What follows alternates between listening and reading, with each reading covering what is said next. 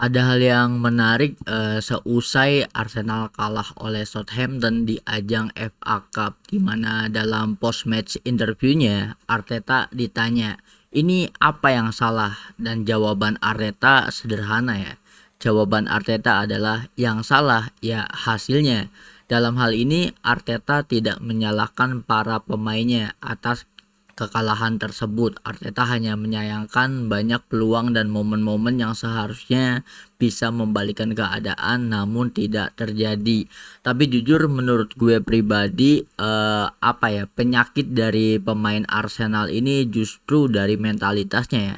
Karena ketika mereka kalah atau mereka ketertinggalan gol, mereka tidak ada daya juang untuk menyamakan kedudukan, apalagi untuk membalikan keadaan.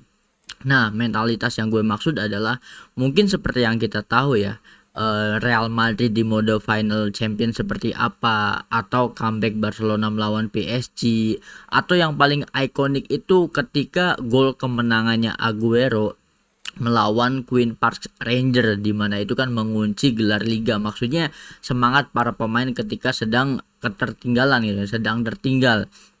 Nah, mereka kan pasti fight ya. Ketika mendapatkan bola, ibaratnya langsung fokus menyerang karena ingin mencetak gol untuk menyamakan kedudukan lalu membalikan keadaan sehingga mereka bisa unggul. Nah, yang gue lihat dari Arsenal ini, mereka ketika kebobolan, mereka ketika tertinggal gol, mereka itu tidak bisa memberikan daya juang. Mereka terkesan terlalu pasrah gitu ya.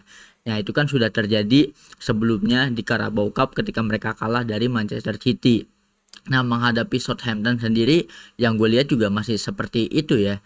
Nah, ini pertanyaan menariknya adalah mimpi quadruple tinggal tersisa dua lagi antara UEFA Champions League atau English Premier League. Nah, kalau menurut kalian seharusnya Arsenal ini fokus kepada salah satunya dengan kemungkinan yang lebih besar, atau memang harus sama-sama difokuskan antara IPL dan juga UCL, dimana kalau menurut gue sih realistis saja ya, jangan sampai dua chance ini dua-duanya tergelincir. Lebih baik fokus ke salah satunya, yaitu fokus ke IPL, dimana kalau IPL probabilitasnya masih paling tinggi dan masih memungkinkan, sedangkan kalau di UCL perjalanannya masih sangat panjang. Gimana menurut kalian? Pergerakan di bursa transfer kali ini ada kabar dari Manchester United di mana mereka mengincar salah satu bek kiri muda dari Benfica, yaitu Samuel Dal.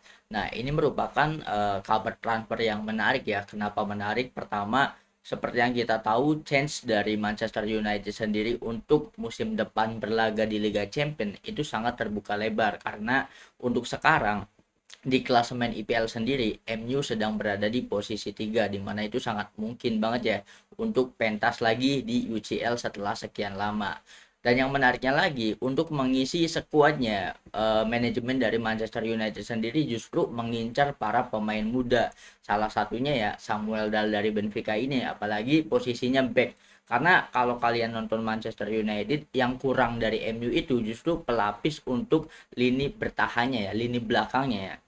Dan semoga jika transfer ini terjadi, berarti dalam POV manajemen Manchester United, mereka ingin berinvestasi kepada para pemain muda untuk 5 sampai 10 tahun ke depan. Jadi ini bukan transfer asal-asalannya. Seperti yang kita tahu, Manchester United belakangan ini seringkali merekrut pemain dengan tujuan yang tidak jelas. Dan untuk perekrutan pemain muda sendiri diharapkannya ini akan menjadi sosok penting transisi kebangkitan dari Manchester United itu sendiri. Bisa dibilang Edin Dzeko adalah salah satu legendaris paling underrated ya, karena apa yang ia capai itu jauh banget dari sorotan media. Ada fakta menarik bahwa Edin Dzeko bersama negaranya yaitu Bosnia dan Herzegovina itu mencatatkan rekor yang luar biasa, yaitu 20 tahun beruntun selalu mencetak gol untuk negaranya. Ini sebuah pencapaian yang mustahil ya. Kenapa? Karena konsekutif gol selama 20 tahun itu sesuatu yang sangat susah banget dilakukan. Sangat susah apalagi untuk pemain-pemain yang bukan sekelas bintang ya. Dan yang menariknya, chance untuk mencetak gol di negara itu kan jauh lebih sulit daripada mencetak gol untuk klub ya. Kenapa? Karena pertandingan yang ada untuk negara dalam 1 tahun itu kan hanya beberapa, berbeda jauh dengan ketika mencetak gol di klub, karena memang dalam satu musimnya sendiri bermain di klub itu jauh lebih banyak jumlah matchnya. Dan ini kalau menurut gue patut diapresiasi ya. Ditambah lagi ada satu fakta yang menarik lagi dari Edin Dzeko, di mana di usianya yang ke-40 tahun, Edin Dzeko berhasil membawa negaranya lolos ke Piala Dunia 2026. Ini sangat berbeda karena kita ingat bahwa Edin Dzeko itu kan sosok penyerang ya.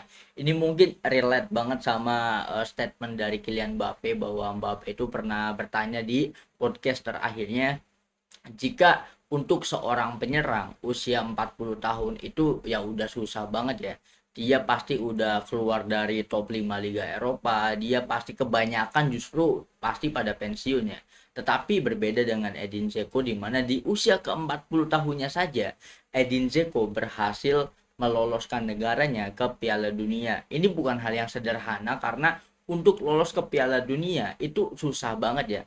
Dan terbukti dengan apa yang kita lihat kepada timnas Italia, di mana dalam 3 edisi Piala Dunia terakhir Italia selalu gagal lolos ke Piala Dunia. Ini sangat mencengangkan, apalagi sekali beritalia, di mana mereka punya sejarah panjang 4 kali menjadi juara dunia namun struggle untuk bisa lolos. Dan Edin Dzeko berhasil membawa Bosnia Herzegovina lolos ke Piala Dunia. Ini justru sangat patut untuk diapresiasi. Ada salah satu fun fact yang cukup menarik dari timnas Brazil. Seperti yang kita ketahui, drama timnas Brazil adalah tidak dipanggilnya Neymar di ajang FIFA Friendly Match ya, di mana ini mendapatkan reaksi yang cukup panas dari segi warga Brazilnya sendiri, karena beberapa orang berpendapat bahwa Neymar itu meskipun dia sedang underperform, meskipun dia sedang terkena badai cedera, dan meskipun sekarang dia sedang bermain di Liga Brazil di Santos, tetapi dia tetap layak untuk dipanggil ke timnas Brazil. Itu respon dari para supporter atau fans dari Neymar itu sendiri ya. Nah, fakta menariknya pada Piala Dunia 2010 itu ternyata timnas Brazil pernah tidak memanggil seorang Ronaldinho ke dalam skuad, di mana kala itu timnas Brazil dipimpin oleh Dunga ya, sang pelatih, di mana sang pelatih berpikir bahwa untuk skema taktiknya tidak membutuhkan seorang Ronaldinho, di mana kala itu Ronaldinho masih berumur 30 tahunan dan masih bermain di top 5 Liga Eropa.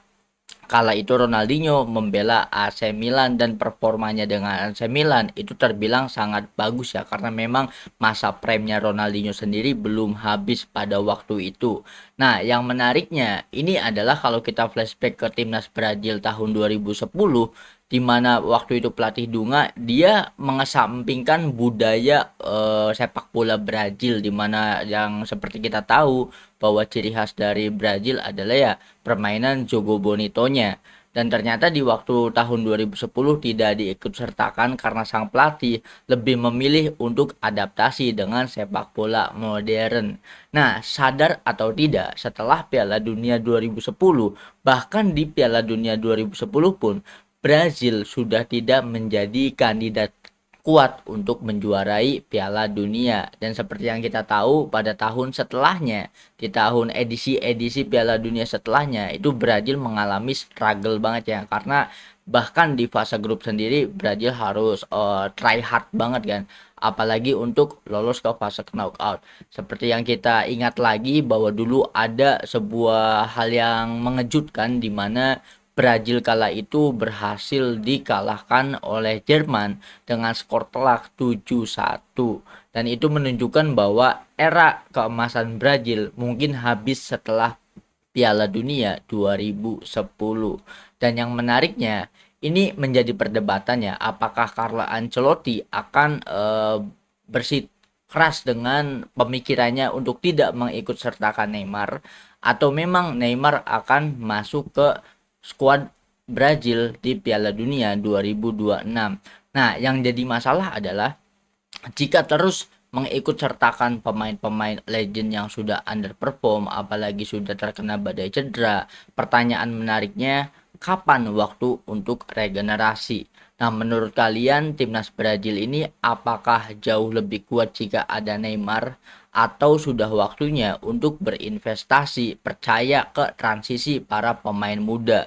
Karena Brazil sendiri tidak pernah kekurangan atau kehabisan talenta mudanya. Dan ingat, ada satu nama yang akan membawa Brazil bangkit kembali, yaitu Endrick.